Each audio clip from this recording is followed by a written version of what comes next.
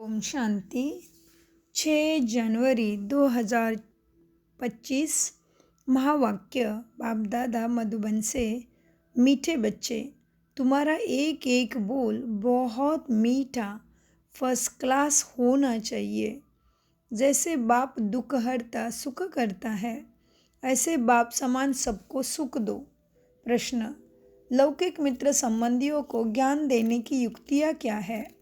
उत्तर, कोई भी मित्र संबंधी आदि है तो उनसे बहुत नम्रता से प्रेम भाव से मुस्कुराते हुए बात करनी चाहिए। समझना चाहिए यह वही महाभारत लड़ाई है। बाप ने रुद्र ज्ञान यज्ञ रचा है। मैं आपको सत्य कहता हूँ कि भक्ति आदि तो जन्म जन्मांतर की, अब ज्ञान शुरू होता है। जब मौका मिले तो बहुत युक्ति से बात करो। कुटुंब परिवार में बहुत प्यार से चलो। कभी किसी को दुख न दो। गीत चला है आखिर वह दिन आया आज। ओम शांति। जब कोई गीत बजता है तो बच्चों को अपने अंदर उसका अर्थ निकालना चाहिए। सेकंड में निकल सकता है। यह बेहद के ड्रामा की बहुत बड़ी घड़ी है। भक्ति मार्ग में मनुष्य पुकारते भी हैं। जैसे कोर्ट में केस होता है तो कहते हैं कब सुनवाई हो, कब बुलावा हो तो हमारा केस पूरा हो। तो बच्चों को भी केस है। कौन सा केस? रावण ने तुमको बहुत दुखी बनाया है। तुम्हारा केस दाखिल होता है बड़े कोर्ट में। मनुष्य पुकारते रहते हैं बाबा आओ, आकर के हमको दुखों से छुड़ाओ। एक दिन सुनवाई तो ज़रूर होती है। बाप सुनते भी है, ड्रामा अनुसार आते भी है, बिल्कुल पूरे टाइम पर। उसमें एक सेकंड का भी फर्क नहीं पड़ सकता। बेहद की घड़ी कितनी एक्यूरेट चलती। यहाँ तुम्हारे पास यह छोटी घड़ियाँ भी एक्यूरेट नहीं चलती। यज्ञ का हर कार्य एक्यूरेट होना चाहिए। घड़ी भी एक्यूरेट होनी चाहिए। बाप तो बड़ा एक्यूरेट है। सुनवाई बड़ी एक्यूरेट होती। कल्प कल्प के संगम पर एक्यूरेट टाइम पर आते तो बच्चों की अब सुनवाई हुई। बाबा आया हुआ है। अभी तुम सबको समझाते हो, आगे तुम भी नहीं समझते थे कि दुख कौन देता है। अभी बाप ने समझाया है। रावण शुरू होता है दोपहर से। तुम बच्चों को मालूम पड़ गया। बाबा कल्प कल्प संगम पर आते हैं। यह है बेहद की रात। शिव बाबा बेहद की रात में आते हैं। श्री कृष्ण की बात नहीं। जब घोर अंधियारे में अज्ञान नींद में सोए रहते तब ज्ञान सूर्य बाप आते बच्चों को दिन में ले जाने। कहते हैं मुझे याद करो क्योंकि पतित से पावन बनना है। बाप ही पतित पावन है। जब बाप जब आए तब तो सुनवाई हो। अब तुम्हारी सुनवाई हुई है। बाप कहते हैं मैं आया हूँ पतितों को पावन बनाने। पावन बनने का तुमको कितना सहज उपाय बताता हूँ। आजकल देखो साइंस का कितना जोर है। ऑटोमेटिक बॉम्ब आदि कितना जोर से आवाज़ होता है। बाबा क्या कहते हैं, तुम बच्चे साइलेंस के बल से इस साइंस पर जीत पाते हो। साइलेंस को योग भी कहा जाता है। आत्मा बाप को याद करती है, बाबा आप आओ तो हम शांति धाम जाकर निवास करें। तो तुम बच्चे इस योग बल से, साइलेंस के बल से साइंस पर जीत पाते हो। शक्ति का बल प्राप्त करते हो। साइंस से ही यह सारा पुरानी दुखी दुनिया का विनाश होना है। साइलेंस से तुम बच्चे विजय पाते हो। बाहुबल वाले कभी भी विश्व पर जीत पा नहीं सकते। ये पॉइंट्स भी तुमको प्रदर्शनी में लिखनी चाहिए। दिल्ली में बहुत सर्विस हो सकती क्योंकि दिल्ली है सबका कैपिटल। तुम्हारे भी दिल्ली ही कैपिटल होगी। दिल्ली को ही परिस्तान कहा जाता। पांडवों के किले तो नहीं हैं। किला जब बांधा जाता है तब दुश्मन चढ़ाई करते हैं। तुमको तो किले आदि की दरकार नहीं। तुम जानते हो हम साइलेंस के बल से अपनी राजधानी सुख की स्थापना कर रहे हैं। उन्हों की है आर्टिफिशियल साइलेंस, तुम्हारी है रियल साइलेंस। ज्ञान का बल शांति का बल कहा जाता। नॉलेज है पढ़ाई, पढ़ाई से ही बल मिलता है। पुलिस सुप्रिटेंडेंट बनते हैं, कितना बल रहता। वो सब है जिस्मानी बातें, वो तो आखिर में दुख देने वाली है बातें। तुम्हारी यह है बातें रूहानी बातें। रूहानी मुख से जो तुम्हारे मुख से जो भी बोल निकलते हैं वह एक एक बोल ऐसा फर्स्ट क्लास मीठा हो जो सुनने वाला खुश हो जाए। जैसे बाप दुख हरता सुख करता है, ऐसे तुम बच्चे को भी सबको सुख देना है। कुटुंब परिवार को दुखी आदि ना दुख कुटुंब परिवार को भी दुख आदि न हो। कायदे अनुसार सबसे सबसे चलना है, बड़ों के साथ प्यार से चलना है। मुख से अक्षर ऐसे मीठे फर्स्ट क्लास निकले जो सब खुश हो जाए। बोलो, शिव बाबा कहते हैं मन मना भव, ऊंचे ते ऊंचे मैं हूँ। मुझे याद करने से तुम्हारे पाप कर्म विकर्म विनाश होंगे। बहुत मीठे से बात सबसे करनी चाहिए। समझो कोई बड़ा भाई हो। बोलो, दादाजी शिव बाबा कहते हैं मुझे याद करो। शिव बाबा जिसको रुद्र भी कहते हैं, वही रुद्र शिव बाबा परमपिता परमात्मा ज्ञान यज्ञ रचते हैं। उसी को ही सद्गति सद्बुद्धि कहते हैं। श्री कृष्ण ज्ञान यज्ञ अक्षर नहीं सुनेंगे। श्री कृष्ण ज्ञान यज्ञ अक्षर नहीं सुनेंगे। रुद्र यज्ञ कहा जाता है तो रुद्र शिव बाबा ने यह यज्ञ रचा है, राजा ही प्राप्त करने के लिए। ज्ञान और योग सिखला रहे हैं। बाप कहते हैं भगवान वाच मामेकम याद करो, क्योंकि अभी सबकी अंत गति है, वानप्रस्थ अवस्था है, सबको वापस जाना है। मरने समय मनुष्य को कहते हैं ना, ईश्वर को याद करो। ये ईश्वर स्वयं कहते हैं। बच्चे, मौत सामने खड़ा है, किसी के भी श्वासों का भरोसा नहीं है। कोई भी किसी समय भी यहाँ से मर सकता है। तो बाबा कहते हैं, अंत में बाप आकर कहते हैं बच्चे मौत सामने खड़ा है, इनसे कोई बच नहीं सकते। अंत में ही बाप आकर के कहते हैं बच्चे मुझे याद करो तो तुम्हारे पाप भस्म हो जाएंगे। इनको याद की अग्नि कहा जाता है। बाप गारंटी करते हैं कि तुम्हारे पाप दग्ध होंगे। विकर्म विनाश होने का पावन बनने का और कोई उपाय नहीं। पापों का बोझा सिर पर चढ़ते चढ़ते खाद पड़ते पड़ते सोना 9 कैरेट का हो गया है। 9 कैरेट के बाद मुलामा कहा जाता है। अभी फिर 24 कैरेट कैसे बने? आत्मा प्योर कैसे बने? प्योर आत्मा को जौहर भी प्योर मिलेगा। कोई मित्र संबंधी आदि है तो उनसे बहुत नम्रता से प्रेम भाव से मुस्कुराते हुए बात करनी चाहिए, समझाना चाहिए। यह तो वही महाभारत लड़ाई है, ये रुद्र ज्ञान यज्ञ भी है। बाप द्वारा हमको सृष्टि के आदि मध्य अंत की नॉलेज मिल रही है और कहा भी यह नॉलेज मिल न सके। मैं आपको सत्य कहता हूँ, यह भक्ति आदि तो जन्म जन्मांतर की है। अब ज्ञान शुरू होता है। भक्ति है रात, ज्ञान है दिन। सतयुग में भक्ति होती नहीं। ऐसे ऐसे युक्ति से बात करनी चाहिए। जब कोई मौका मिले तब तीर ज्ञान का मारना होता है, तो समय और मौका देखा जाता है। ज्ञान देने की बहुत बड़ी युक्ति चाहिए। बाप युक्तियाँ तो सबके लिए बताते रहते हैं। पवित्रता तो बड़ी अच्छी है। ये लक्ष्मी नारायण हमारे बड़े पूज्य है ना। पूज्य पावन फिर पुजारी पतित बने। पतित पावन की पतित बैठ पूजा करें, यह तो शोभता नहीं है। कई तो पतित से दूर भागते हैं। वल्लभाचारी कभी पाँव को छूने नहीं देते, समझते यह छीछी मनुष्य है। मंदिरों में भी हमेशा ब्राह्मणों को ही मूर्ति छूने का अलाव रहता है। शूद्र मनुष्य अंदर जाकर मूर्ति को छू ना सके, वह ब्राह्मण लोग ही उनको स्नान आदि मूर्ति को कराते और कोई को जाने नहीं देते। फर्क तो है ना। अब वो तो है कुकवंशावली ब्राह्मण, तुम हो ब्रह्मा मुखवंशावली।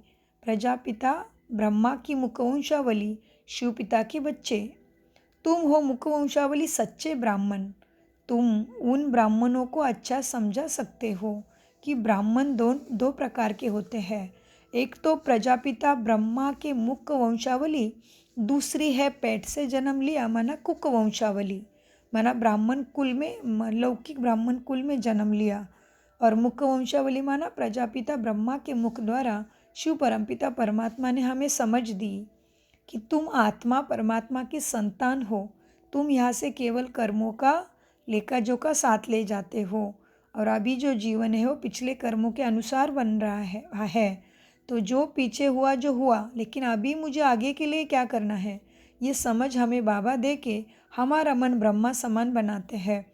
ब्रह्मा ने कैसे परमात्मा से अपना ऊंचा पद प्राप्त किया, इसीलिए बाबा कहते तुम हो मुख वंशावली ब्राह्मण।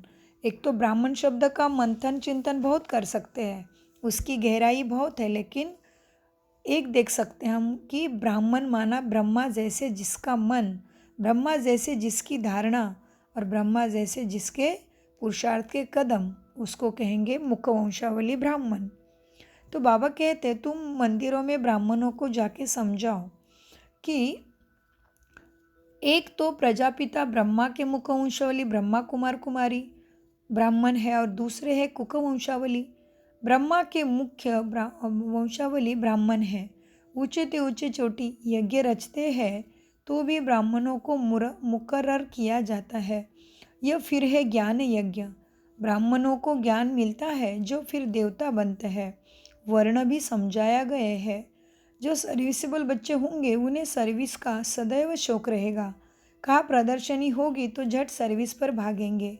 हम जाकर ऐसे ऐसे पॉइंट समझाए। प्रदर्शनी में तो प्रजा बनाने का विहंग मार्ग है, आपे ही ढेर के ढेर आ जाते हैं, तो समझाने वाले भी अच्छे होने चाहिए। अगर कोई ने पूरा नहीं समझाया है तो कहेंगे बीके के पास यही ज्ञान है, डिससर्विस हो जाती है। प्रदर्शनी में एक ऐसा चुस्त हो जो समझाने वाले गाइड्स को देखता रहे। कोई बड़ा आदमी है तो उनको समझाने वाला भी ऐसा अच्छा ज्ञानी तो धारणा युक्त बच्चा चाहिए। कम समझाने वाले को हटा देना चाहिए। सुपरवाइज करने पर एक अच्छा होना चाहिए।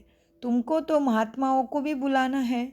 तो बाबा सर्विस कैसे करने बता रहे हैं। और अभी जो प्रचंड बड़ा 60 करोड़ लोग आने की संभावना है, वो 60 lakhs 1 करोड़ जितने आदमी आने की संभावना है। वहाँ पे कुंभ मेले में अपना बहुत बड़ा कितने सारे एकड़ में अपना कुंभ मेला का बूथ लगने वाला है ब्रह्मा कुमारी का। तो बाबा भी हमें सेवा का आदेश, सेवा सिखा रहे कैसी करनी है। तो बाबा कहते हैं सुपरवाइज करने पर एक अच्छा होना चाहिए। तुमको महात्माओं को भी बुलाना है। तुम सिर्फ बतलाते हो कि बाबा ऐसे कहते हैं। वो ऊंचे ते ऊंचे भगवान हैं, वही रचेता बाप है, बाकी सब है उनकी पूजा रचना। बाकी सब क्या है, बाबा की रचना है। वर्षा तो बाप से मिलेगा, भाई बहनों को वर्षा क्या देगा, भाई भाई को वर्षा क्या देगा। कोई भी सुख धाम का वर्षा दे न सके। वर्षा तो सबको देते हैं सुख शांति का बाप ही। सर्व का सद्गति करने वाला एक ही वो शिव बाप है, उनको याद करना है। बाप खुद आकर गोल्डन एज बनाते हैं। ब्रह्मा तन से स्वर्ग स्थापन करते हैं। शिव जयंती भी मनाते हैं, परंतु क्या करते हैं शिव आके, क्यों उनकी जयंती मनाते, यह तो कोई नहीं जानते। हाँ, शिव जयंती मनाते भी हैं, परंतु वह क्या करते हैं शिव, यह सब मनुष्य भूल गए हैं। शिव बाबा ही आकर राजयोग सिखलाए तुम्हें सतयुग का वर्षा देते हैं। 5000 वर्ष पहले भारत ही स्वर्ग था। लाखों वर्ष की तो बात ही नहीं। तिथि तारीख सब है, इनको कोई खंडन नहीं कर सके। नई दुनिया और पुरानी दुनिया आधा आधा चाहिए। वह सतयुग की आयु लाखों वर्ष कह देते तो कोई हिसाब हो ना सकता। स्वास्तिक में भी पूरे 4 भाग है। 1250 वर्ष हर युग में बांटे हुए हैं। हिसाब किया जाता है ना, वो लोग हिसाब तो कुछ भी जानते नहीं, इसलिए कौड़ी तुल्य उनका संस्कार बन गया है। इसलिए तो मनुष्य को कौड़ी तुल्य कहा जाता है। इसलिए मंदिरों में जाके देवी देवताओं के आगे कहते हम खलकामी कपटी तेरे चरणों के दास। तो बाबा कहते हैं स्वास्तिक का अर्थ भी नहीं जानते, कल्प की आयु भी नहीं जानते, इसलिए कौड़ी तुल्य कहा जाता है मनुष्य को।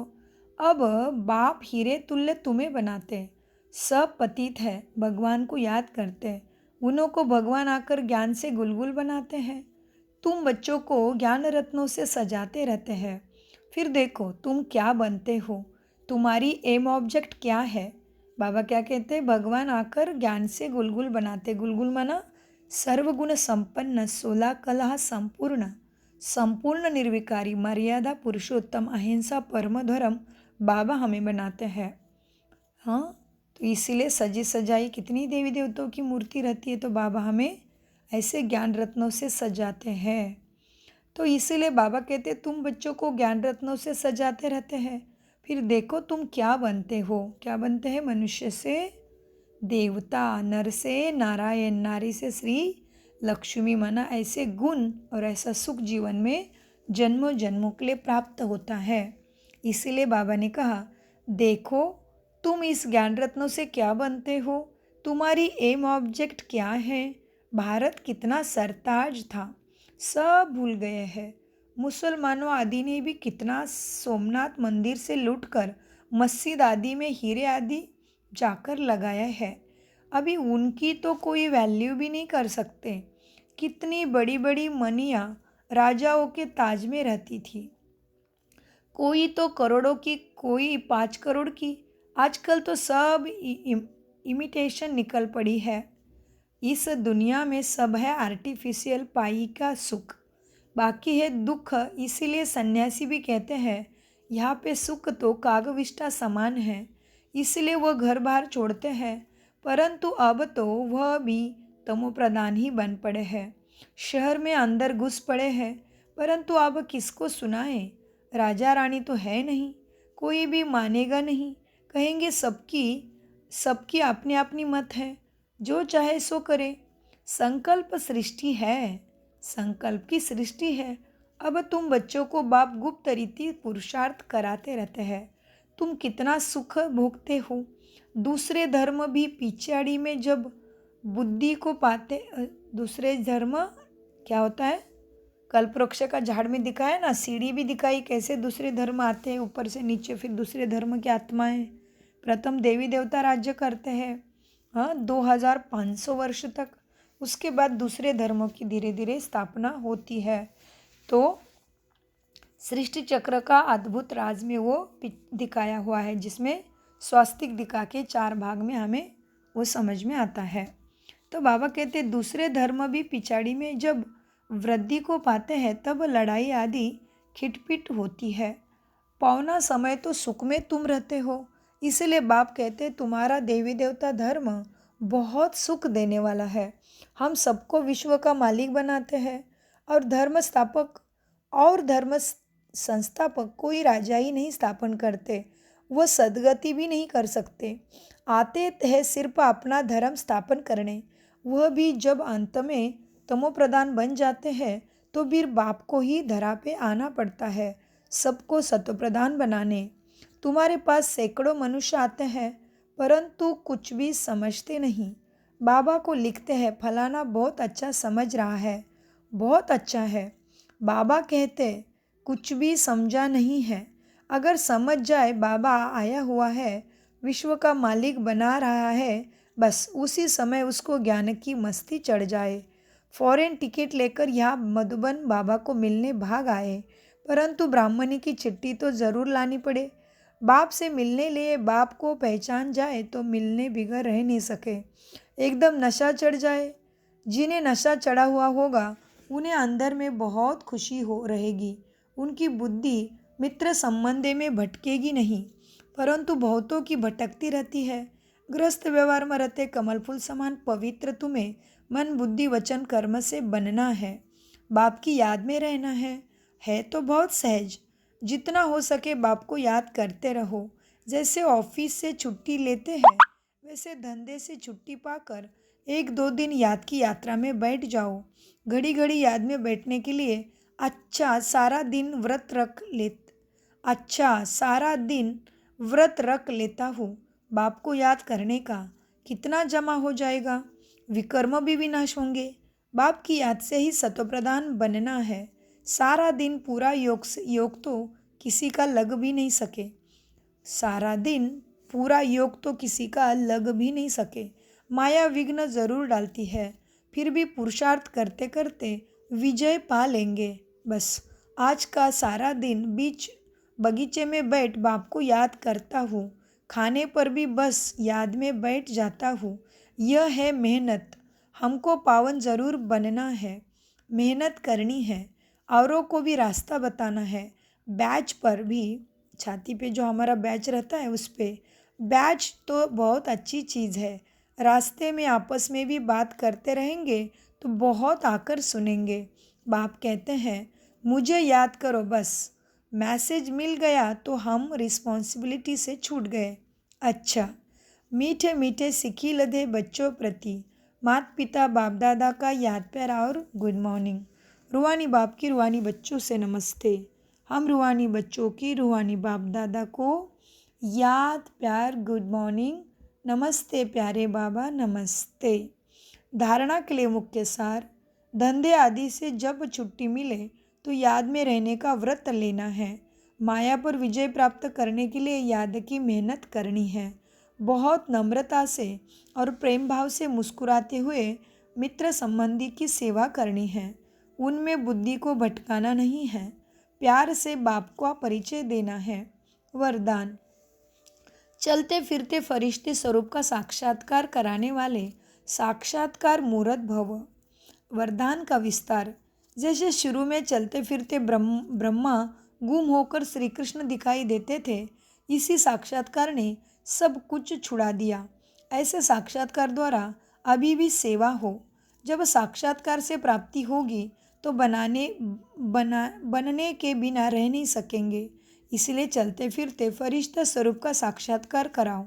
भाषण वाले बहुत हैं, लेकिन आप भाषणा देने वाले बनो, तब समझेंगे यह अल्लाह लोग हैं, ईश्वर के बंदे हैं, प्रभु के हाथ है, प्रभु के राइट हैंड है, ऐसे हमें समझेंगे। परमात्मा के लाडले मास्टर भगवान है, ऐसे हमें सब समझेंगे। ये कब होगा वो बाबा ने वरदान के विस्तार में समझाया।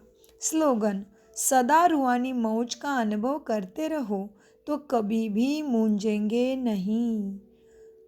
ओम शांति। फिर है अव्यक्त मास के सकाश देने के इशारे। अपनी शक्तिशाली मनसा द्वारा सकाश देने की सेवा करो। अब अपने दिल की शुभ भावनाएं अन्य आत्माओं तक पहुँचाओ। साइलेंस की शक्ति को प्रत्यक्ष करो। हर एक ब्राह्मण बच्चे में यह साइलेंस की शक्ति है। सिर्फ इस शक्ति को मन से तन से इमर्ज करो।